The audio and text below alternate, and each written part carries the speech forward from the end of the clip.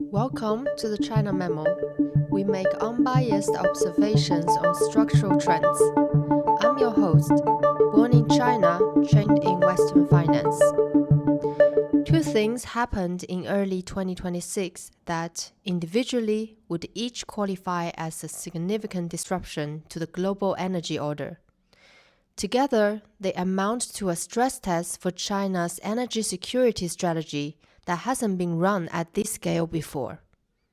First, the Strait of Hormuz, the narrow waterway between Iran and Oman, through which about a fifth of the global oil and a significant share of global LNG, that is liquefied natural gas, normally moves, was effectively closed. After the death of Khamenei and the subsequent internal conflict, the IRGC enforced a halt to shipping through the strait. A tax on vessels, sharply elevated insurance premiums, a global energy price spike. Second, the United States intervened in Venezuela, removed Nicolás Maduro, and substantially increased its political influence over Caracas. China is Venezuela's largest creditor and the primary oil buyer. That relationship, worth at least $10 billion in outstanding loans and a significant share of Venezuela's fiscal revenue, suddenly sits inside a US-influenced political environment. The question this episode is built around: how does each of these events actually land for China, the world's largest energy importer, and what does the combination tell us about where Chinese energy security is strong, where it isn't, and what Beijing is likely to do about it? Before mapping the stakeholders, here is a baseline on where China stood before these events. China is aggressively trending toward 85% energy self-sufficiency. That is a higher number than most Western commentary implies. It reflects decades of deliberate policy, building coal capacity, expanding domestic renewables, electrifying transport and industry, and diversifying import sources so that no single foreign supplier or choke point controls more than a manageable share of total energy intake. On crude oil, China sources from Russia, Saudi Arabia, Iraq, the UAE, Iran, and others.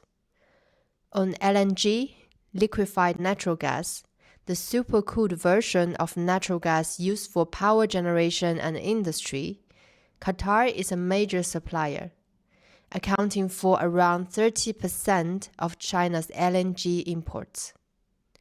Iranian crude accounts for more than 10% of China's total oil imports. Both of those flow, under normal conditions, through the Strait of Hormuz. Oxford Energy estimates that Hormuz transiting oil and gas now account for roughly 6% of China's total energy consumption, a share that has been declining as China's domestic energy capacity has grown and its economy has shifted towards electricity.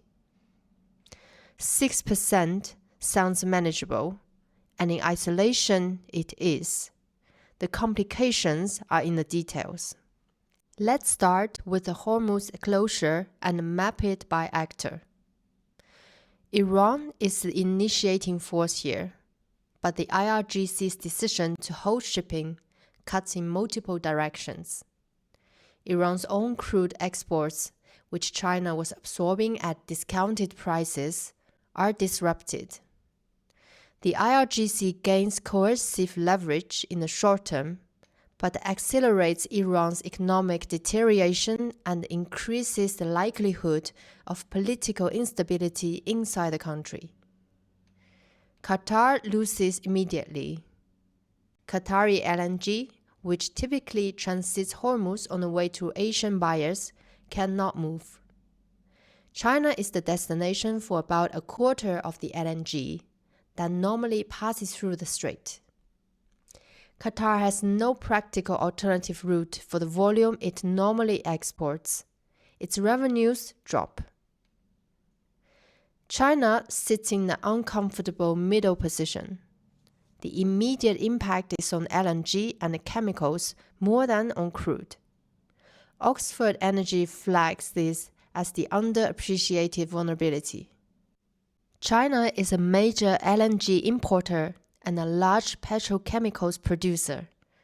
Disruption to LNG supply does not threaten light-off scenarios in the short term.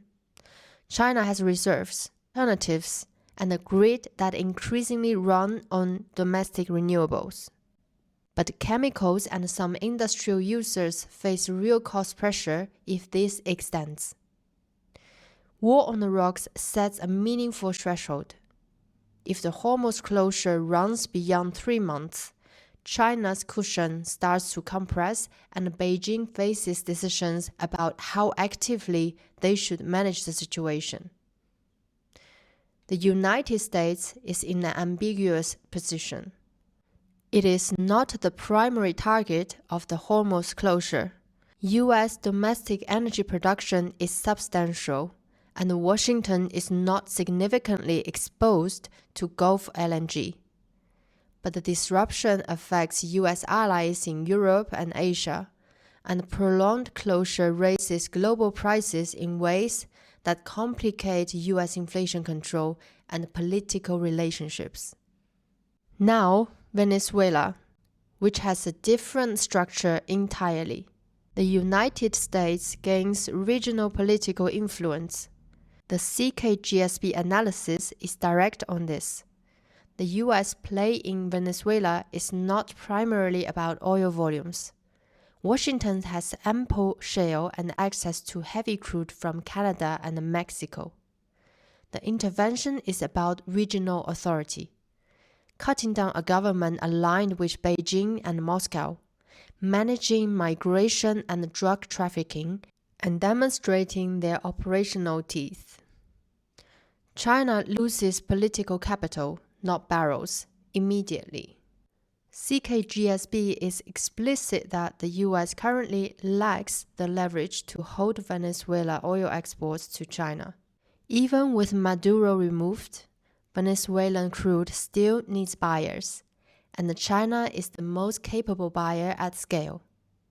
The barrels will likely continue flowing. What China loses is the political context around those barrels. Its loans are now secured against a government it helped sustain, and that government is gone. At least $10 billion in Chinese bank lending sits in a country where U.S.-aligned political forces are now reshaping the rules. The Atlantic Council describes the event plainly as a hard blow to China and a strengthening of U.S. influence in Latin America. Venezuela itself is the most complex case. A new political environment may bring access to Western capital markets and IMF support, which the Maduro government could not access. But Chinese creditors, who hold the largest share of external loans, will now need to renegotiate terms on the conditions they did not design and cannot fully control. China's immediate diplomatic move on Hormuz is already visible in the record. Bloomberg-cited reporting indicates that Beijing has pressured Tehran directly, telling Iranian leadership not to target oil and gas tankers because the disruption hurts China's own import flows. China's foreign ministry issued statements to the effect that all parties have the responsibility to ensure a stable and uninterrupted energy supply. It is the leverage of the ultimate consumer, a clear signal that the supplier's survival is contingent on the customer's stability. That is diplomatic leverage exercised quietly, without military posture. It is the playbook Beijing prefers.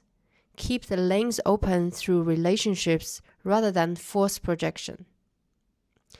Whether that pressure works depends on how much control the IRGC actually has over events in post-Qamar Iran, which is itself an open question. China can pressure a government, but it has limited tools to manage an institution in the middle of an internal power struggle. On Venezuela, China's behavioral response will be more cautious and longer informing. Renegotiating loans under a new government takes time. Protecting existing oil supply relationships requires working through whoever controls Caracas, regardless of who they are. Beijing has done this before. It dealt with the post-Chavez transitions pragmatically. The difference now is that the new political environment has been deliberately shaped by Washington, which means China is negotiating in someone else's backyard, under conditions that were designed to reduce its leverage. The United States will likely consolidate its Venezuelan positions gradually. Restoring oil production to the levels China was financing requires capital, technology, and stability, none of which arrive quickly. Washington's primary interest is political. Caracas government that is no longer an operational partner for Beijing and Moscow. Whether it remains closely US-aligned over a 5-year horizon depends on factors internal to Venezuela that neither Washington nor Beijing controls. Most coverage of these two events focuses on the volume question. How much oil and gas does China actually lose access to? The answer in the short run is less than the headlines suggest. China has reserves, it has diversification, it has 85% domestic self-sufficiency. The second-order effect that is receiving less attention is this. The United States has demonstrated that it can reshape political risk around Chinese energy assets in Latin America, and that the most significant disruption to China's Gulf energy flows comes not from a US action, but from instability in the country China has been trying to manage diplomatically for years. That combination of events does something specific to China's long-term energy security calculus. It confirms two things simultaneously. First, that Chinese diplomacy in the Gulf has real but limited reach. Beijing can pressure Tehran at the government level. It cannot reliably manage IRGC decision-making during a succession crisis. The instruments of Chinese influence, loans, trade, diplomatic relationships with governments, work when those governments are in stable control. When they are not, China's leverage is less usable than its investment in those relationships would suggest. Second, that the US can impose political risk costs on Chinese energy investments without touching the barrels. Venezuela is the clearest example. The oil will still flow from now, but the political context around every Chinese asset in Latin America has just shifted.